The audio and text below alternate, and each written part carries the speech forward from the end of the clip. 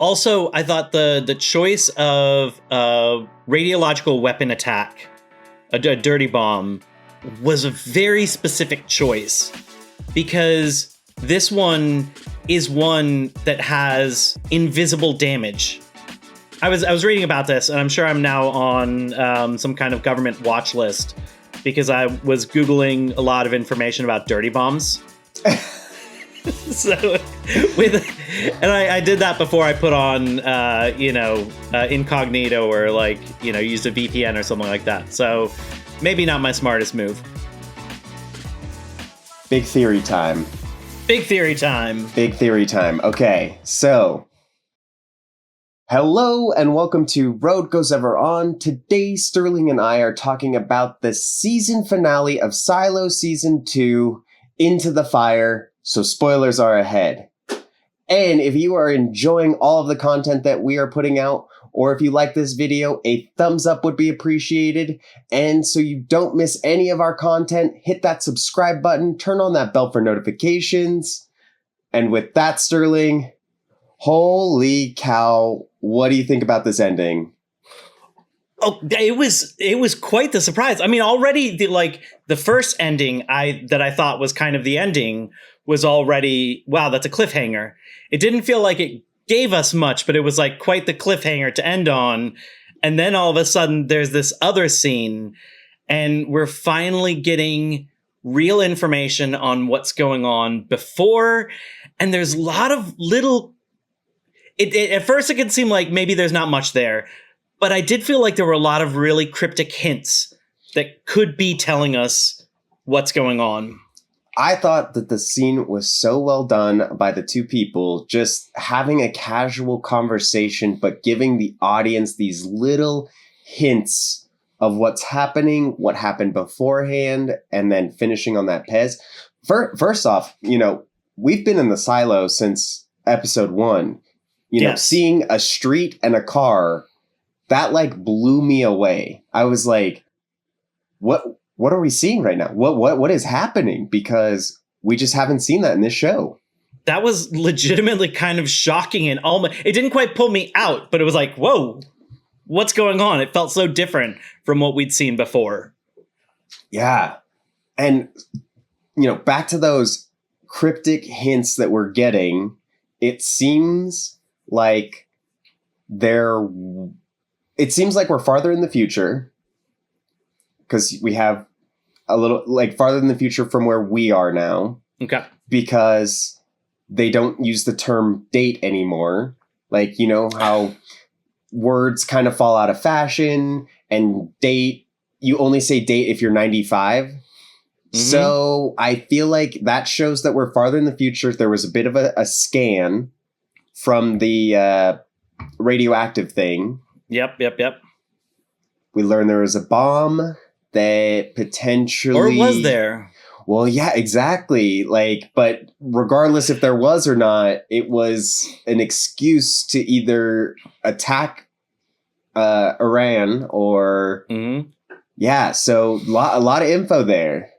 Yeah, so a few things that I thought were kind of interesting nuggets that they kind of put in there.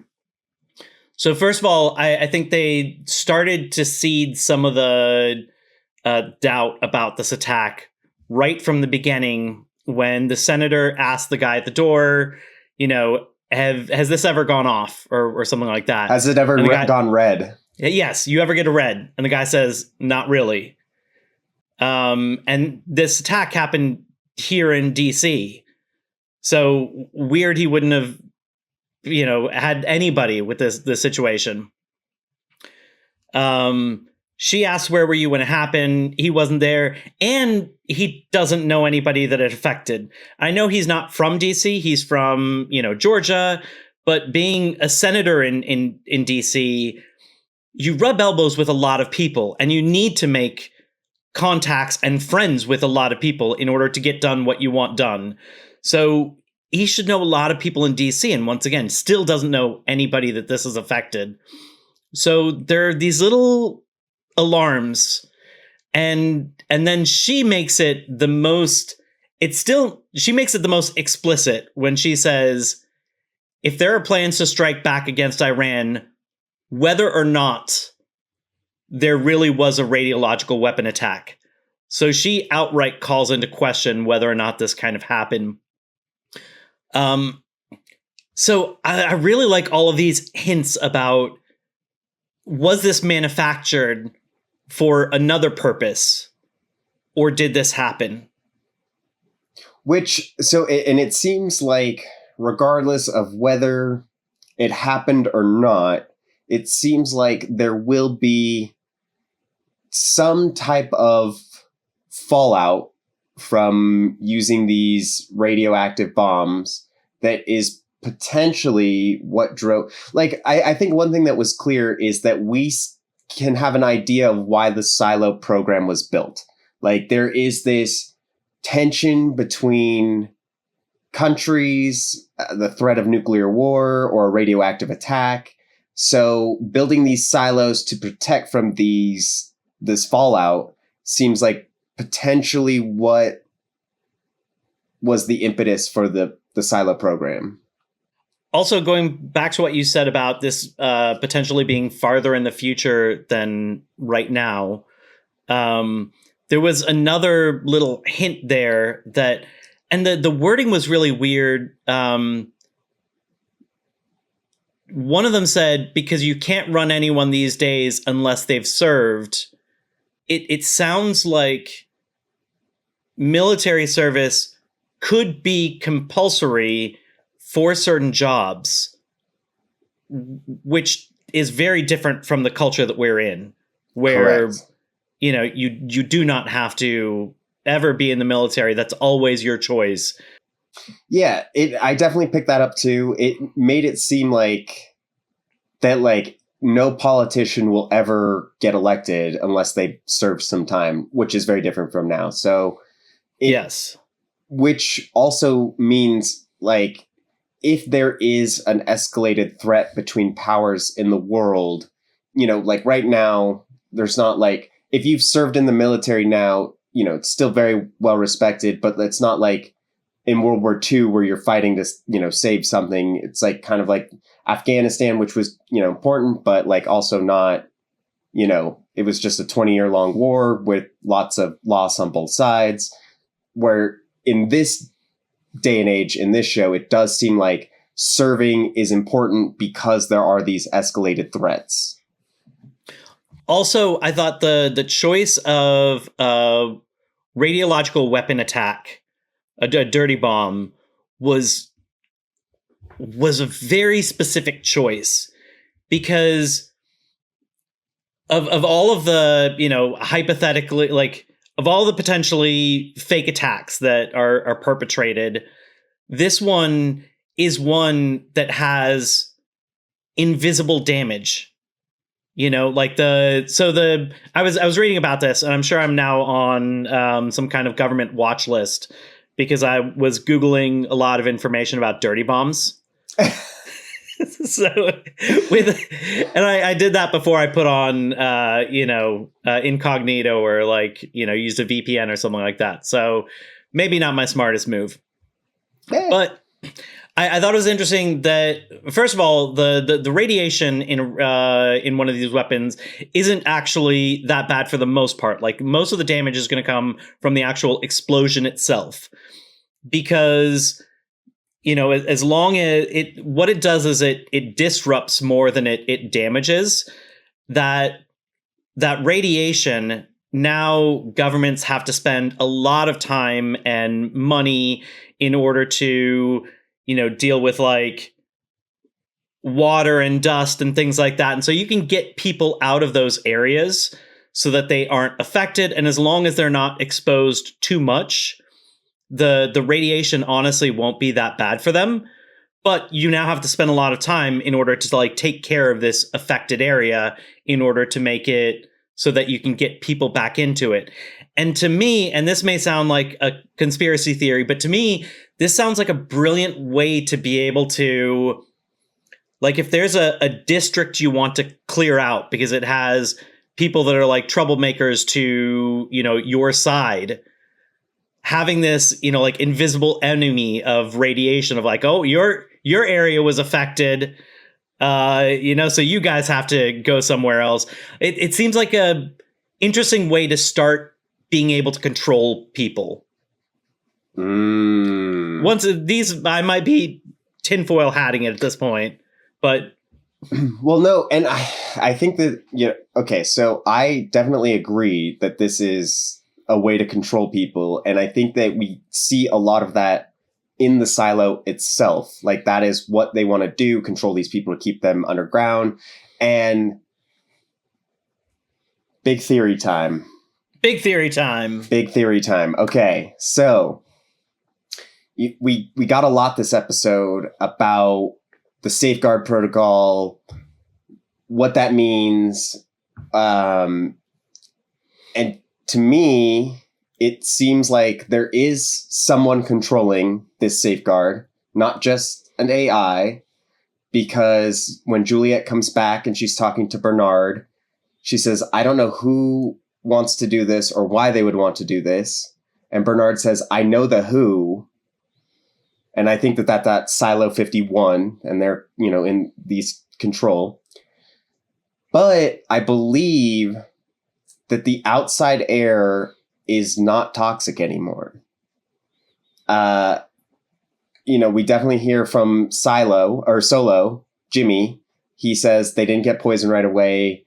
He makes it very clear. And it wasn't until the safeguard protocol was activated that everybody started getting poisoned. And to me, it seems like the air is fine outside, and whoever's that 51 silo, they want to keep everybody inside. And so they pump the poison in if they're about to break through, I think. And I think every time we saw Holstenbecker, Allison Becker, all of those people, like I still think the tape is important for that airlock. But I think when we see them blasted with that stuff, that's when they're getting poisoned. The heat tape still is important. And then that's why there's also that fire in that room, is to kill that poison in that room before they open it back up.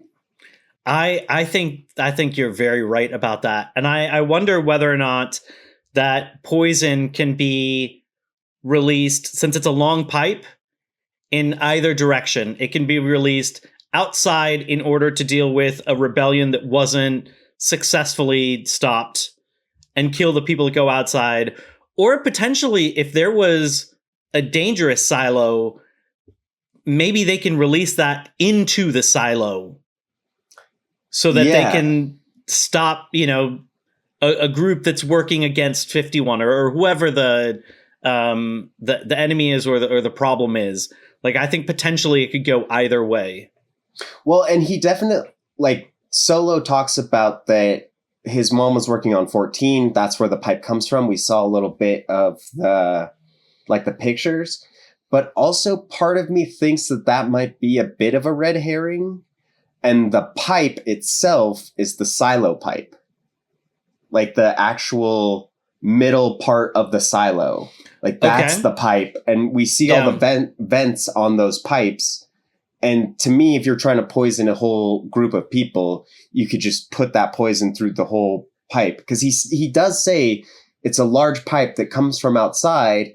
And technically the silo does reach the top. So that, but I'm not completely sold on that idea yet. But I do kind of think that pipe that they were talking about on 14 might be a bit of a red herring. Interesting. What I liked about that was that it means that there are people that work on that in the silo, not just something that's like set up from outside of the silo and has just been continuing on. Now, maybe these people don't really know what they're doing, or maybe they do. And that's something that I kind of wonder about, is like, whoever works on 14 on this pipe, are they aware of the ramifications, or are they told that they have some other purpose and they don't realize, what it's going to do? I think they don't know. And I think that because Russell was the head of IT, he had the knowledge of the safeguard. And I think we've seen, like with Sims and Camille, that partners, they do tell each other kind of everything. And he told her about the safeguard, and then she figured it out because she was working by the safeguard. That's how I think that Russell's mom, or Jimmy's mom, figured that out. Could be wrong, speculating wildly on those. And I think, that's the big mystery of the season, the big tease of like, what is this pipe? How can they pump this in? Who's pumping it in? Right.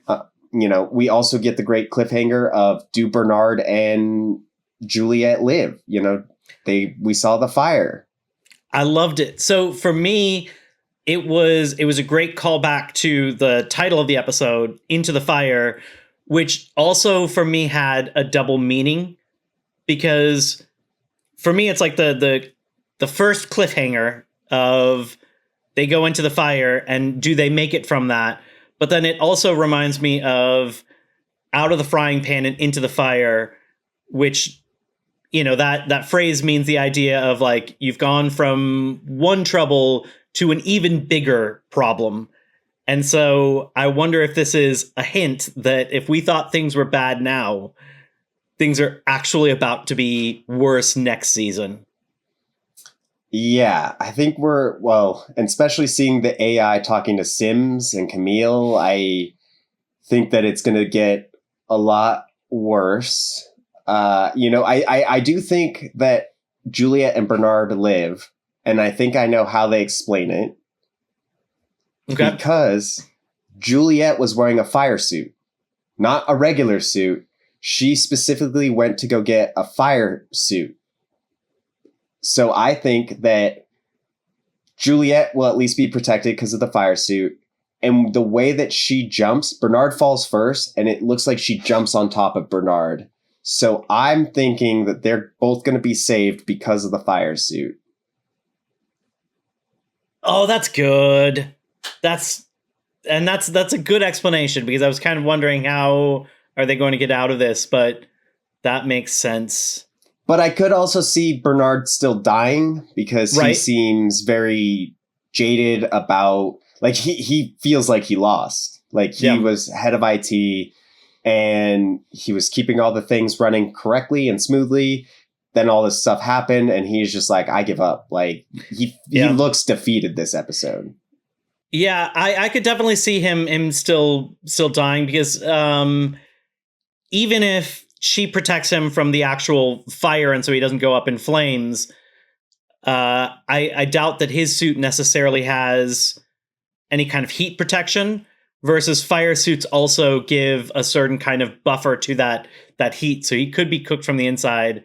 But going to what you said about him giving up, I thought there were some interesting themes of like hope and potentially despair in this episode. So there was, first of all, there's the fact that it turns out Eater's name is Hope. Great name. And understandable name. Absolutely. And it kind of reminds me of Dr. Nichols' speech in the garden about, how having a child is like a venture of hope. And, as bad as things were for people in 17, it must have seemed like there was no hope. And yet they have a child and they call her Hope. So, like, Hope seemed very hopeful. Dr. Nichols, even in the end, even as bad as things got, he seemed very hopeful. Like, I don't think that when he sacrificed himself that it was because he didn't believe in Juliette. He was taking a stand like his daughter had. Right.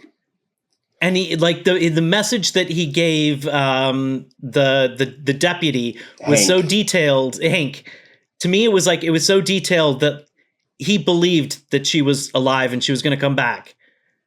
Yeah. It wasn't just like, tell her I love her. Right. It was a bigger message than that. So, like, he really believed it. But then it was interesting on the other side, Bernard is like completely given into despair, lost all hope. Yeah. Just makes Rob his shadow again. You're my shadow. Right. And then Lucas had a different perspective to knowing that he's probably going to die, that maybe the safeguard is going to be activated and he's going to die. He seemed to accept it, and it gave him some like calmness, of just knowing what's going to happen. He goes to his mom. He lies to her and basically tells her that like there's nothing going on, so she can have happiness if he thinks it's going to end. And it even gives him, a lack of fear when Sims comes in with the gun. He walks into the gun. Right. And Lucas was a coward. And he even said that he was a coward and put himself in this situation. And to see that, it gave him, like, Sims, the scariest man in the silo, and holding a gun at you. And he just looks him dead in the eye and he's just like, okay, like, do it. Like, I don't care anymore. Yeah. So I thought there were some interesting kind of themes there. Yeah. Okay. Also, here's another crazy thought I have about Camille and Sims. There is a point when Sims is talking to Camille, I think a couple episodes ago, and he says to her, when there's a key, it lights, he goes to IT and he goes into the server room and fixes it, whatever. At one point, Camille is talking to Sims before everything goes down. It's like when they're kind of like hedging their bets. They're like, was it good that we sided with the rebels? What's going to happen? Camille looks at Sims and says, go to the vault and I'll get our boy. How would Camille know what the vault is? I've said that she has got some kind of agenda and some kind of knowledge.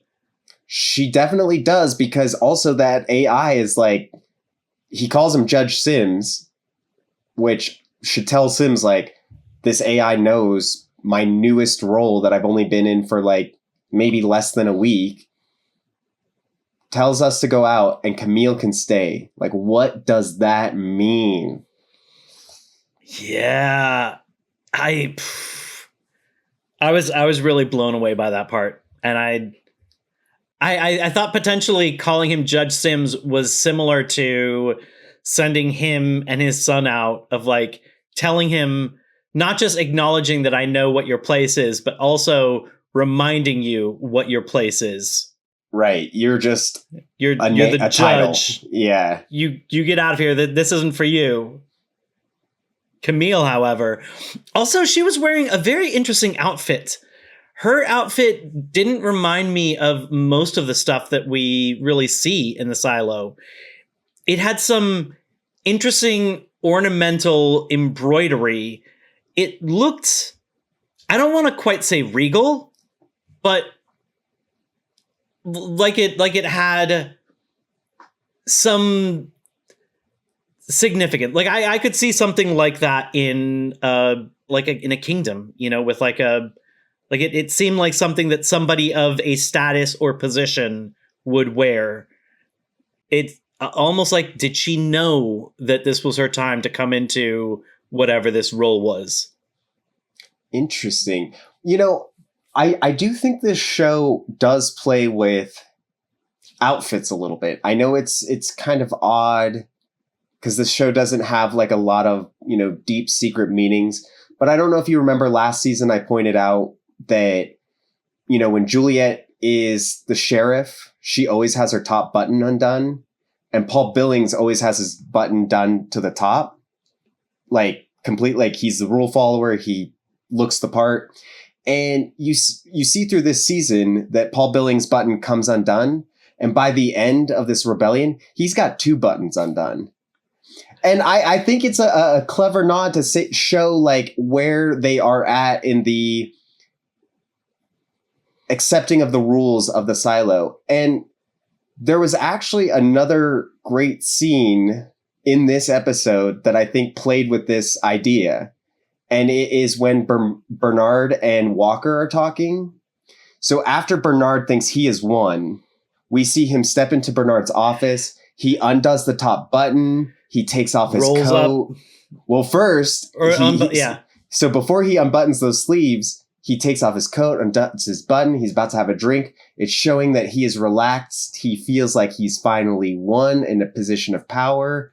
And then Walker looks like they come back. Walker looks stressed. He even says to her, relax. And he undoes the buttons. And I was like, this was great storytelling in the sense of showing like how Bernard is feeling in this situation, just based on him and his clothes, like how he's like taking off his coat, relaxing. And I thought that was a great way to show where he thought he was in this whole rebellion. And it was so good. It really was. I love the whole feel of this episode.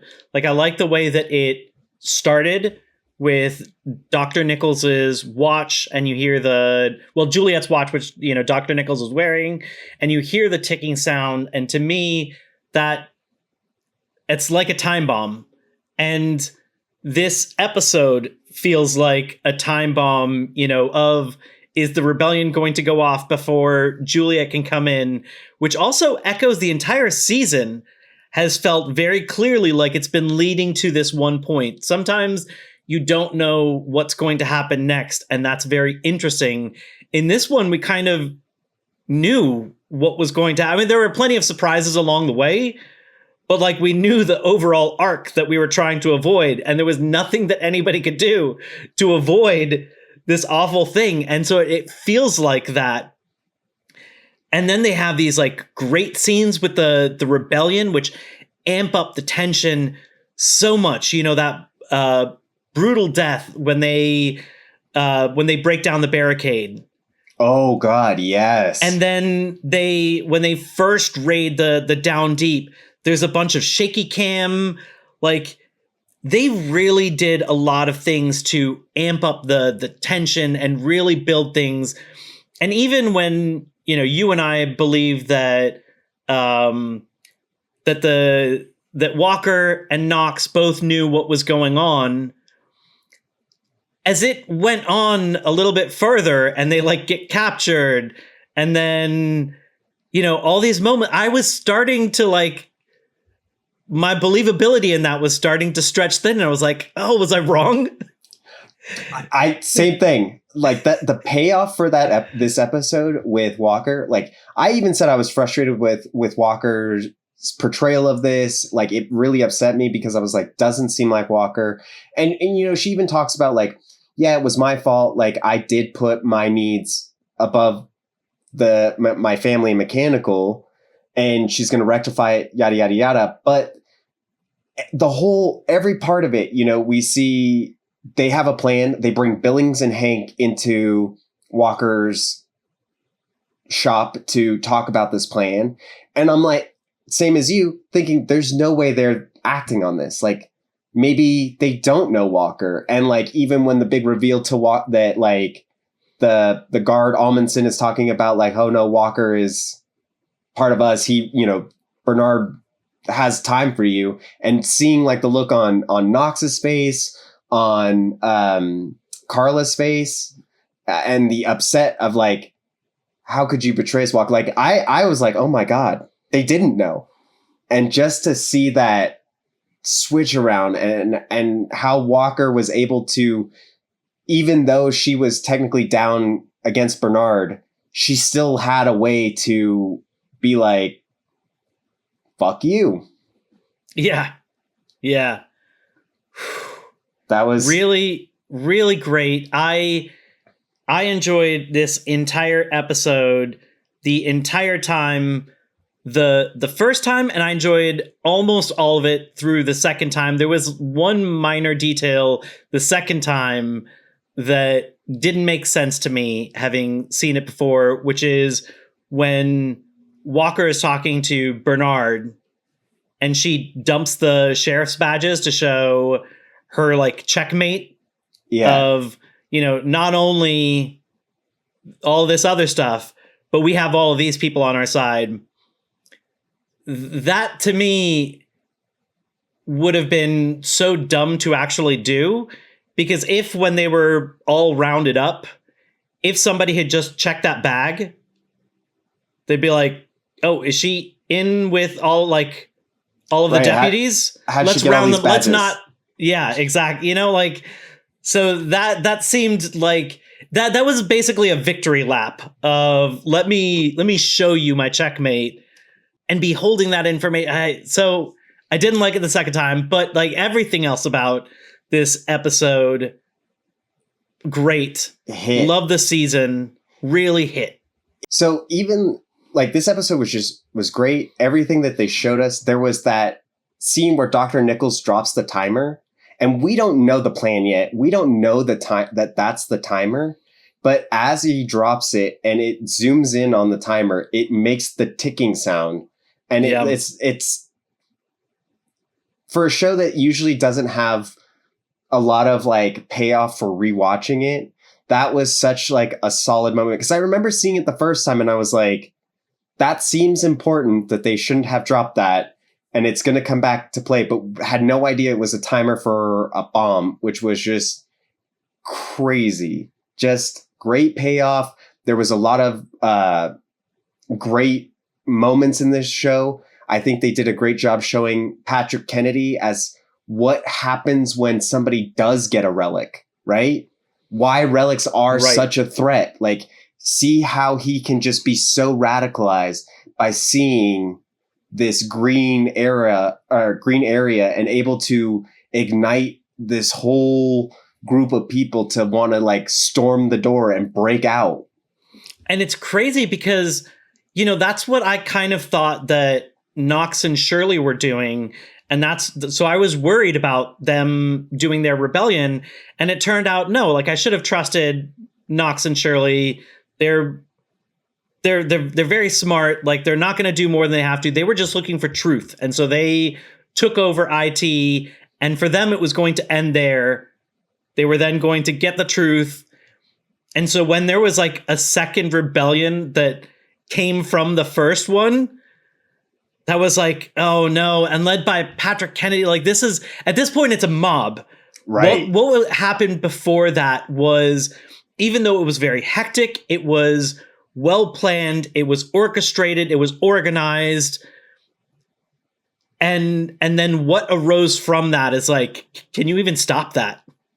Right. I know. Oh man. It was a great episode. Like, okay, what are your overall thoughts on the season, this episode? What do you think? Like, I thought this was probably the best episode of Silo yet. I still really liked episode 2 of season 2 because it had some amazing emotional beats. And while I love the thrilling aspects and the mystery of this show, I feel like it oftentimes will just like move on really quickly from deaths and not give you a moment to feel it. And I like having some of those emotions. So for me, I would say this is probably like second best. Okay. But it was amazing. And I loved how this season compared to the first season, it was a very different way to frame things. We've talked about this before of having Juliette light episodes and, but her being so integral. And this whole thing of like everything leading up to this and knowing that the whole time, but still having interesting payoffs. I thought it was really well done. I think it's great. And I do think that this season had a little bit more rewatchability and payoff. We talked in the last episode about how seeing things in episode 9 recontextualize things that we had seen in episode 1, that might have seemed like weird. Like we know for a fact why she fell from the rope. We know why there was something bobbing at the surface of the water. So I feel the numbers, like great setup. I feel like there was interesting setup, and you can go back and rewatch it and now appreciate those moments even more. And I think there might have been something that they set up here for the future seasons. As far as Silo 17 goes, Solo is looking for the other suit because apparently his mom had one. And he just says, my mom had a suit made, but I don't see it anymore. I don't know where it is. So there could be another suit out there, which means that there's the potential that somebody, maybe it's Hope, maybe it's Solo, comes over to 18 from 17. Well, yeah, and I mean, they Or maybe definitely... No, I agree that that suit is going to have some part. You know, they did talk about a lot of wanting Juliette to come back to Silo 17. So I do feel like there will be this. Plus, you can't have Steve Zahn in just one season of Silo. You gotta come back. He was probably one of my favorite parts of the season. Like, he was just phenomenal. He was an absolute gift. Loved it. So great. And here's another thing about what they were wearing. So his dad, Russell, every time we see him in a flashback, is wearing exactly what Jimmy/Solo was wearing. It's that like jumpsuit kind of thing. And that is a way to show that Jimmy, even though he wasn't his shadow, took on the responsibility of what Russell had before. And I think that, you know, it's just this one little clever thing that they do, and it's great. Yeah. They've really paid interesting attention to detail, and I like that. Like, I think there are some interesting things that they left out on purpose, you know, as far as like not showing us what Lucas actually said to Bernard. So we could be assuming things there on what was said there. And then there was a line that I didn't get at first, but then I think I got it on like the second watch, which is when Sims is asking Lucas what he told Bernard. I think Lucas ends up saying something like, you know, go into the vault, something, you'll know it when you see it. And at first I was thinking, like, it took Lucas a long time to crack anything, and he had like the copy of the pact, you know, that would have told him like the code. But then I realized the reason that it could be easy for Sims to find it is because Lucas might have left out what he was working on. And so it could be the answers could be right there. Well, my understanding of it was that that all IT and IT shadows know what the safeguard is. The safeguard is the poisoning of the people. And I think the code, what is specifically said in the code that Salvador Quinn and Judge Meadows figured out, is that the safeguard is in place, but it is fine to breathe outside. And that's like what their understanding was. And so when Judge Meadows quit and became an alcoholic, it was because she felt trapped in this place. And because she knew that the air was breathable outside, she wanted Juliette's tape because she knew that she could get past the first thing so that she could actually live outside. Like, that was her way of escaping. And then when Lucas Kyle was talking to Sims, I don't think his intention was for Sims to figure out the code, because he says, go see the legacy. Like, go into the vault, go see the legacy. At this point, Lucas Kyle thinks everything is going to be poison. And so I think he's telling Sims, like, while you have this time left, go enjoy the legacy. If he gave you the code to the vault, like, just go see this beauty of what the world used to be. Because it's like, we're all going to die anyway. What does it matter if Sims sees it? And that's how I understood it, is he was just like, go to the legacy, enjoy the legacy while there's still time. Yeah. But I mean, just phenomenal. Everything was great. Love it. Love the show. Yeah, Lucas really had real power in these last moments. You know, he's like so confidently tells Bernard what's up and does it in a way that the AI can't hear it. He, you know, calmly takes care of his mom and gives her happy moments in what he might think is the end. And then potentially, I didn't think about the fact that he might be giving Sims some kind of happiness of like, look, if you've gotten this position you've been wanting, like, go Go to the legacy. Go enjoy it. Yeah. You know? And I love when he's like, he starts telling him the code. And he's like, I know the code. Oh, that's got to be such an insult to hear that from Lucas. Like, Sims has been working on this so long. Right. Standout for me this season, Dr. Nichols. Dr. Nichols was great. Loved him. Jorah Mormont. Yes. My guy. And once again, we unfortunately didn't really get to deal with his death. It's, you know, it's such a dramatic thing of Hank having to throw himself to protect himself from the blast, and then the rest of the rebellion going on. But we at least did have some tender moments with him before that, and I really liked. I told you I liked what he talked about in episode 2, but I really liked here when he said, when he told Hank to tell her that her whole life she's been perfect. Right. It was beautiful. I think as somebody who wasn't there for his daughter when she needed him the most, I think that he really is trying to be doing right for her from this point on. And like a father inspired by his daughter. Right. To be a better person. Beautiful arc. Oh yeah. He was one of the only people that successfully stood up to Bernard, where he was telling him, like, you should try to leave this stuff, like, let's put it in the incinerator so nobody like believes in this Juliette lives. And he's like, nope, like, forget you. Though I do maybe disagree that he should have died over Hank. Well, I love Hank. Hank is one of my favorite characters in the show. He's great. But on like in a sense of like 10,000 people, who's more critical? The doctor that has all this medical profession, lot of knowledge, a lot of specific skills, takes a long time to get that. Not trying to crap on the job of a deputy, but I think a deputy of the Down Deep, no less. Yeah, yes.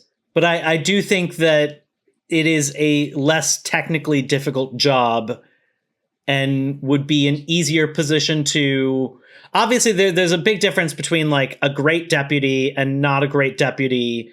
But I don't think that's quite as important as the difference of a really good doctor and a bad doctor.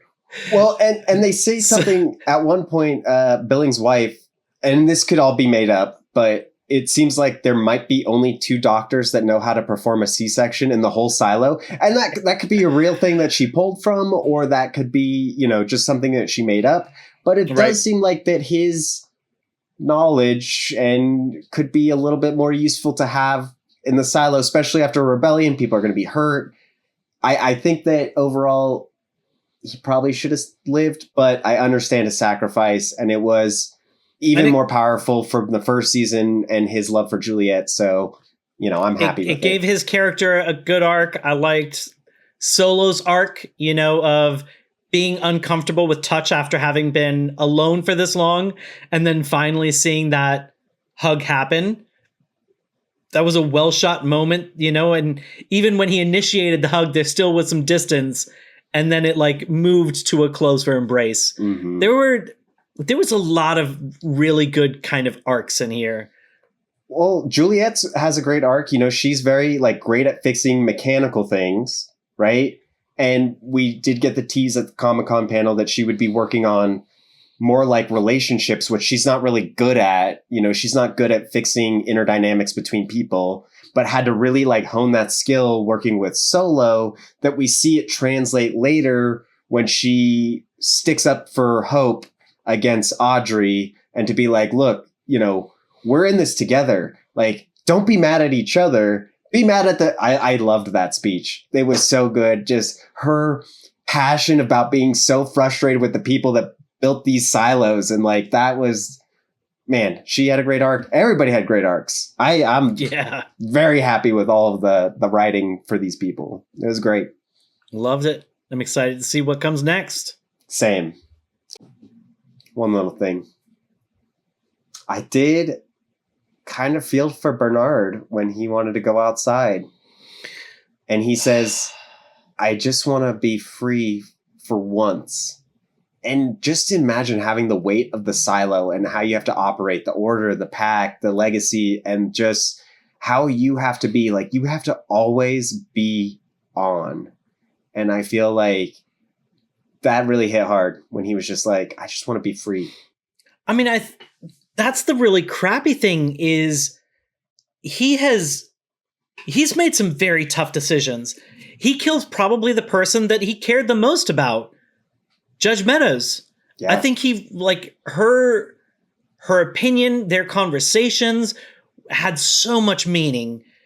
And that was one of numerous deaths that he had to orchestrate, you know? So he does all of these heavy decisions, but they've at least been with this knowledge of, I'm doing what's best for the silo. And at the beginning of the episode, it has, I don't know if it was the, like, previously seen or if it was just like audio that was over top in the beginning, where it had his quote about, like, being worried that he was going to be the person that was going to let the silo fail, you know? Yeah. And so he's dealing with all this weight, but at least with everything tough he's done, it's always been like, I'm doing it for the silo and for the 10,000 people. And I think to finally find out that it's like, it's a sham just makes every awful thing he's ever done just awful. Yeah. Like, there's no justification anymore. Like, it just makes him possibly think, like, I'm a terrible person for having done every one of these. And all of that pressure that was on me, and I still fell, was fake. Yeah. Yeah. So I think that's why he, like, just got crushed under that. Like, at least Lucas never, like, when Lucas learned all these secrets, he never had that weight of doing awful things for things, you know. Instead, he just learned some truth and got some kind of peace with knowing how it was going to end. I mean, I think I really like Bernard as a character. I think he's a very tragic antagonist where he is just doing what he believes is right, and he's doing it for the good of the silo.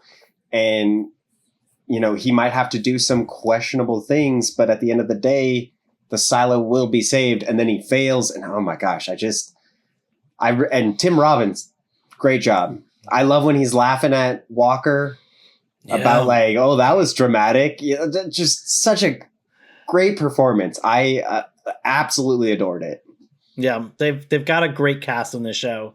And they've done some great moments. Yeah.